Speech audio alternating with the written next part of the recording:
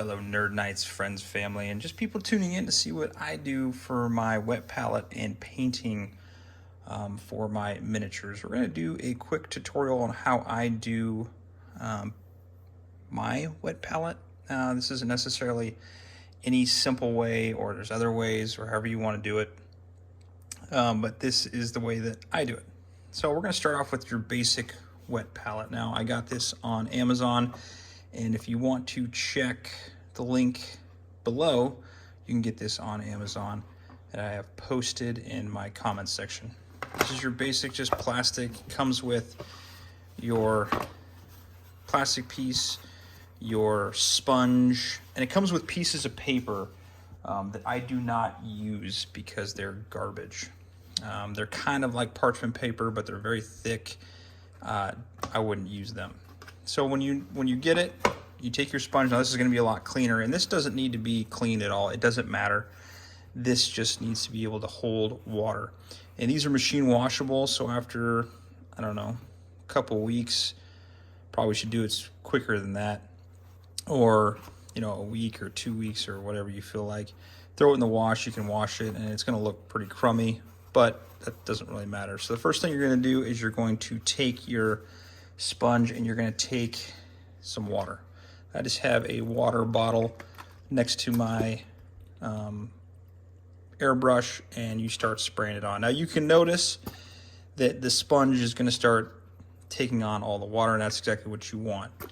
You want to soak through this sponge. You want the whole thing covered. It's going to start expanding into your basis of your wet palette. So if you get some little extra, you want to get all that water in there until it's nice and saturated. Now you can see that water's really saturated our sponge, and that's exactly what we want. You don't want so much excess water. That's probably fine. And you can go around and whatnot and make sure your entire sponge is completely saturated. Once you're done with that, we're going to take some basic parchment paper. You can take whatever you want. It doesn't matter the brand. Not one is better than the other. And we're basically just going to cut a nice little piece. Take our handy dandy scissors, and we're going to cut one that fits our wet palette.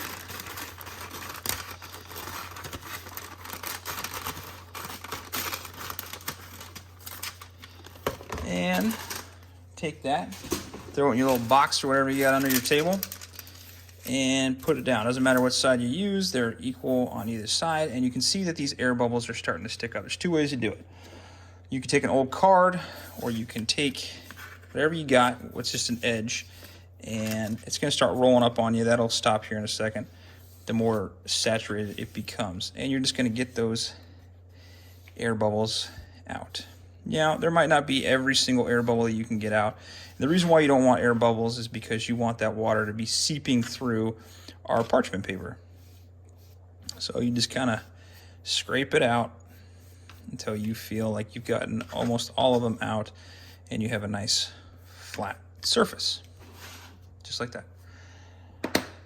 Once you're satisfied with that, a little air bubble came back. Now it's not a big deal. You're going to notice that the water, like right here, is kind of coming through a little bit, and that's exactly what you want, because the purpose of a wet palette is to make your paints last longer. You want them to last as long as possible, so if you quit painting for a couple hours or even a day or two, you can come back and rehydrate your water or your paint, and you're able to just go right back into painting. There's no drying up, there's no nothing. It saves a lot of time, and it saves a lot of your paint, because these paints are not cheap. This hobby is not a cheap hobby. It's a very expensive hobby, and unfortunately, we want to save as much as possible because it is so expensive, especially with prices of everything going up right now. So let's do a little bit of a tutorial here. So we're going to take, you guys are going to get a little sneak preview of what we're working on here. We're going to take, actually, let's not use that one. Let's take this orc that we are currently working on, and we are going to take just some base paint, whatever you got, some orc flesh, and we're going to paint this on. It's a brand new paint pot. And you're going to take an old brush and you're going to take your paint out and just put it on nice and just like that, depending on how much you want. Now the paint or the water might not get all the way through the parchment paper, and that's completely fine. And you just take a little bit of daub of your water and maybe a little bit more, and you want that nice consistency. As you can tell, let me zoom in real quick. You can tell that that kind of retreats a little bit. And that's exactly what you want. You don't want it too thin, you don't want it too thick, just perfect. It's kind of the consistency of skim milk, maybe a little bit thicker. So you don't want to use this brush as your brush for painting. That is just your brush for getting all of your material onto your wet palette. Okay, so let's zoom back out and let's take a little look here. So we have our work guy here that we're working on for a future video. And we are going to paint this on. Now you can see that the consistency is obviously somewhat watery with that black background, which is completely fine because you want to do 2 thin coats anyway rather than 1 thick coat.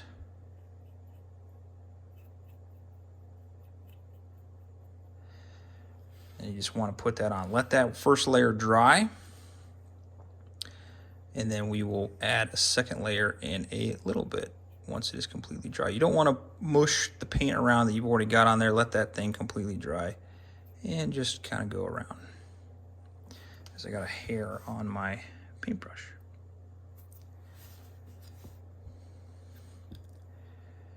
And you don't want too much on your paint, or on your brush, I'm sorry. And you just kind of put it on there. Nothing crazy. But you don't want too thick consistency. Once you have that too thick of consistency on your brush, that's when things start going downhill. It gets gloppy, it looks crummy. You want a very thin paint for painting miniatures. So nothing crazy, let that dry and we'll do another coat. We'll do another example here real quick if we want to do it thinner on a smaller brush. And we have here, let me grab another holder. Another sneak peek of something we are working on, this Paladin from Massive Darkness 2. So we have our Paladin that is primed and ready to go.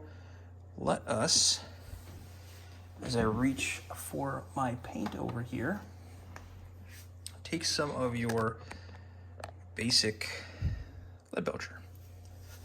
Again, we want to use our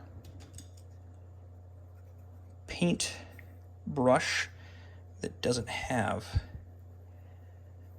anything on it. It's just purely to get paint out of the pot on there. A little dab of water, a little bit into your brush, nothing crazy. You don't want to soak it all the way in there, probably about halfway up the brush. And you want to put that on. And as you can see, our paint is retreating. And that's meaning it's more watery than it is paint, which is what we want. We'll take a small brush. We'll start with a size 0, Rosemary & Co. And you can tell again, I'll bring this up real quick, that the lead belcher is really brought up into it's balling up. And that's because there's a high water content in there, and that's exactly what you want. You don't want too much. So you just get a little bit on your brush and then you roll. I'll zoom in so you guys can see. You're just looking to get that tip and then roll. And then you can see that the brush, if I could focus on it, doesn't have that much paint on it. There you go. Just the tip. So then if we're working on our miniature, very easy strokes, nothing crazy. You don't want to go overboard. When you're painting with smaller brushes, less is more. And again, you get into your wet palette, roll, Don't have that much on, only on the tip. Let's get back into focus here. And again, boop, boop, boop, boop. Real easy, simple. Let that dry and do a second coat. Do it one more time. Now on this surface area, I'd probably use a bigger brush just to get it done quicker, but for instructional purposes, we will do it with just that. And you're just kind of going up, covering your surface area, letting it dry, and then we'll do it again. Now obviously this miniature is going to have a whole bunch of silver on it, so we're going to do a whole bunch of the silver on it, and then we'll cover it with a wash here coming up. But that's basically it. That's how you would use a wet palette. Let's zoom back out. And if you're saying, you know what, I don't want to use this anymore, you put the top on, make sure it's closed, seal it up, and then when you're ready to go, open it up. Say it's been a day or two later and you notice that the sponge is a little bit dry. Just add some of your water from your water pot that you have laying around. It doesn't need to be dry. It should never be dry. It should always have saturation in it and be hydrated, because that's where the water is going to seep through, and that's what stays and keeps it hydrated, your paint. Well, that's basically it, and that's how I basically use a wet palette. I hope this helped. Leave a comment below if you want to see something else. This was requested by a couple people to see how I utilize a wet palette. But if you want to see any other tips and tricks that I use to help me paint more efficiently, help save money and time, let me know. But until next time, thanks for watching, subscribe, and paint on.